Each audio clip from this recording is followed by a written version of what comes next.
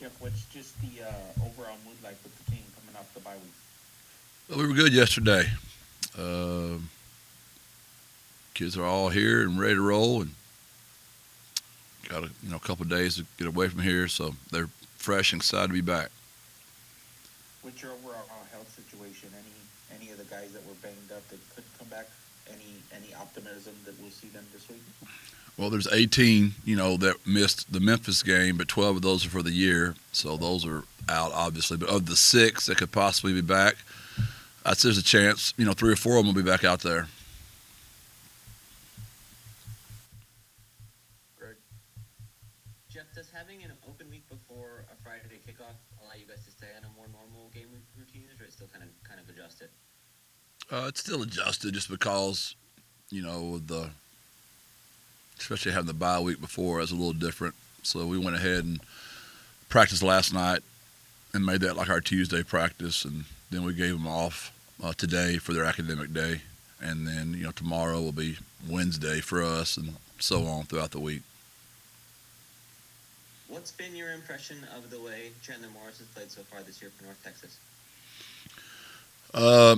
He's as exciting as a college football player as you can watch right now. I mean, he's perfect for that offense. I've known Chandler since he's a little kid, and we were his first offer when we were at Arkansas, and he's at Highland Park with Randy Allen and doing some amazing things there. And he's still that same kid. He's just a older version of that. He can make plays with his feet. He throws the ball in every arm angle. He's a competitor. He's a coach's kid. Eric has done a fantastic job coaching him, and Chandler's a really good football player. We've talked a couple times this season about your guys' effort to defend the big play passing and some of the struggles there at times. Is there anything that will be particularly in focus to do well in that regard in this matchup with how much they throw it? Yeah, their vertical passing game's as good as we've seen, and their screen game's as good as we've seen. And Eric played in that system at Texas Tech, and he did a great job at UIW, and he's doing a great job at North Texas now. And Chandler's perfect for that system. Your defense is ranked really high nationally in sacks per game. What's been the key to generating the type of pass rush that you guys have? Effort. Our guys have gotten better, and they compete hard, and they really do, and that's really what it is. You guys have 16 players with at least one sack this season. What does that say about either the depth or what you're doing schematically that allows a lot of different guys to succeed? Again, just effort. Our guys, they love to play the game, and they play hard, and that's never been a question mark, right? Maybe some decisions we made with our emotion this season could be questioned fairly, but effort can never be questioned. We've seen Ronald Triplett step up there and have his most productive season. Is there anything that's been key to him getting more efficient pressure on quarterbacks compared to previous years? IQ, character, technique, attention to detail. Kid works hard at his craft. JJ? Jeff, what's the just overall thought processes this week about the running game and trying to get that a little bit more production? I know you don't want to give away scheme or anything, but it seemed like you guys have shifted to a more pass-heavy offense in recent weeks. We just haven't been very successful at doing it. And we're really good at dropping back and throwing the football right now. So obviously that's been we don't like to play that way. We don't want to play that way. We're working our tails off at it. It's been the focus, Tuesday, Wednesday, and Sunday. We just got to keep staying at it.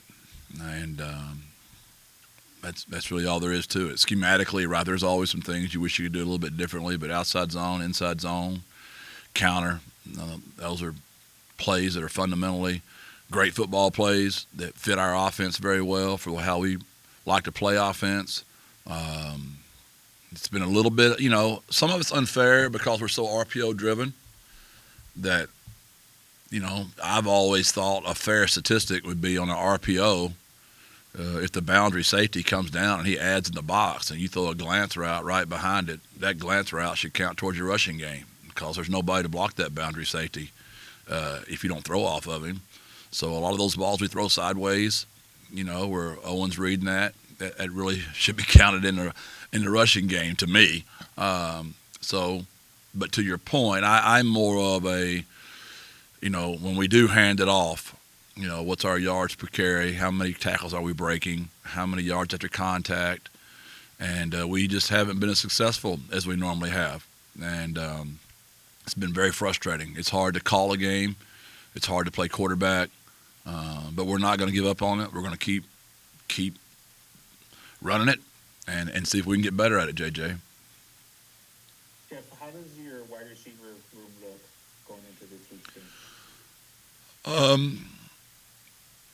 Getting David back, I think another week or two of practice, he'll look better. And Chris Carpenter's been fantastic. JJ stepped up, made a huge catch the other day. Jamel stepped up, made a huge catch on third down. Obviously, our tight ends have been really good all year. We think Willie should be back. That will help. We'll see about McEwen. And,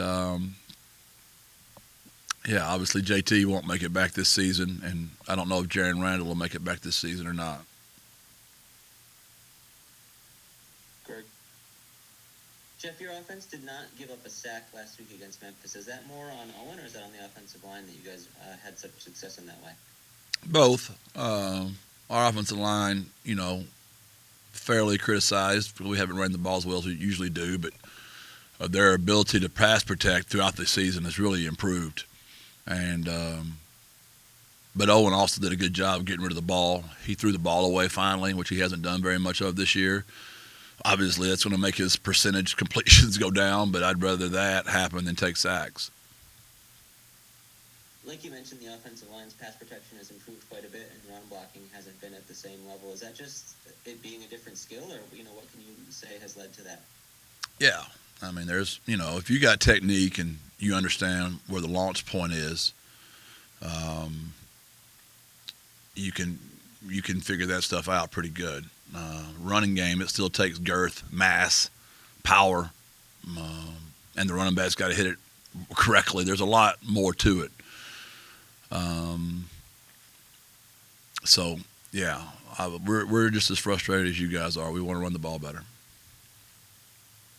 We talked to Jamarius Lewis last week, and I was curious how it came together that you had both him and his brother Fred on the roster. What was that kind of recruiting process like? Yeah, they're really close.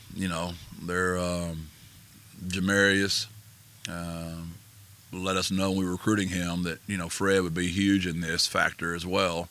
So we got to know Fred, and we really like Fred, and they're both really good boys, and two Mississippi kids that have fit really right in with our culture immediately. I think their mom wanted them to stay closer to home in Mississippi, but Jamarius and Fred just both felt like the culture here was where they wanted to fit in, and we're really glad we got both those young men. I know the safeties handle a lot of the communication back there. How much of a challenge has it been for Jamarius to kind of step into that after not playing much, and how has he handled that responsibility so far? Yeah, that was tough on him. Just not the decisions, just the confidence to make the call, being a new guy and being the quarterback back there. JJ? Jeff, what do you think about the job Eric has done at North Texas so far? He's always done a great job. I'm a huge fan of Eric.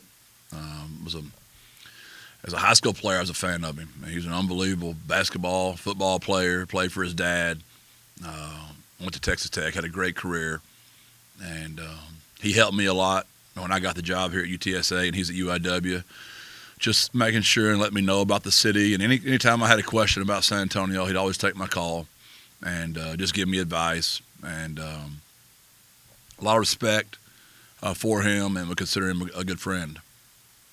Are you surprised with some of the success he's had this season, considering all the changes they've had to make? Come on, JJ. They're North Texas. They've been good for a long time. But he's a really good coach. But that's a really good job in a great area, and they've been good for a while. So when Eric got that job, I knew it was just a matter of time, and he would get those guys going. So, no, it doesn't surprise me at all. Got to get a really good coach and a really good job, and he's done a fantastic job. I think you guys are 2-point underdogs. I know you don't pay attention to that, so I wanted to bring it up. Does that surprise you, being that you're at home and you guys are coming off a big win? Um, JJ, it's kind of like my weekly weather report. You give me the weekly point spread. I'm probably not supposed to comment on it. There's probably some kind of NCAA rule against me even commenting against it. So I don't even look at it. Sounds great though. Let's get the bulletin board hype machine going, JJ. The Roadrunners are a home dog again. My last question today: what is I guess this is a big rivalry game with the fan base. I know that's something you guys don't pay too much of attention to that, but is there any extra juice this week because of that? We always want to play well for our fans. I mean, if it's a big deal for our fans, it's a big deal for us. So you're right. We do our best to stay off of social media as much as possible. But it's more for us of Texas schools playing each other and the recruiting battles. The players. We all know each other. We've all crossed paths. A lot of respect for each other's programs. But there's always a competitive part of that where you want to do well for your fan base, for your players, for your city, and all that stuff, which makes it more fun. Greg? Jeff, along those lines, what do you expect for the fan support this week? Obviously, it's a big game and a rivalry game, but the Friday night kickoff you talked about is a little bit less than ideal. Yeah, even when we were just rolling, winning 10 and 11, games or 9, whatever that might look like, 12, we struggle for a Friday night attendance. Those loyal 20,000 that are always there, they'll be there. Those are the same ones that never miss.